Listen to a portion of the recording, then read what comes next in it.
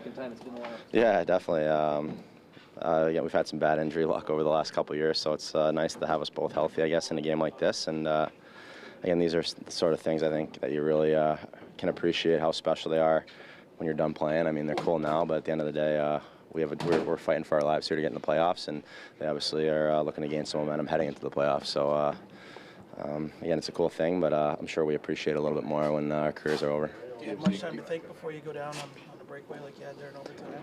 Yeah, I mean, the ice was brutal, so I was just trying to do something where the puck wouldn't hop on me. So, again, he made a good stop, and they went down and capitalized right after. You go home thinking about the point you got or lament the one that you didn't get?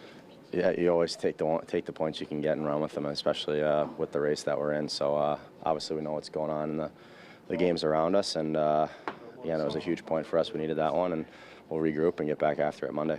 James, what goes into a game where a Taves and a Kane do not account for goals, and it's a Hayden and a Hartman?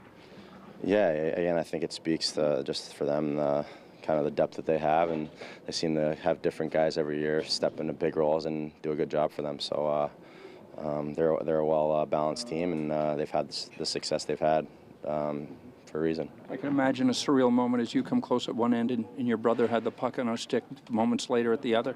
Yeah, that was pretty. It's always fun to play in games like that against him, and sometimes you have to pinch yourself just because again you never really expected this sort of thing to happen. But again, that's sort of stuff that I'm sure we'll reflect on a little more when we're done playing.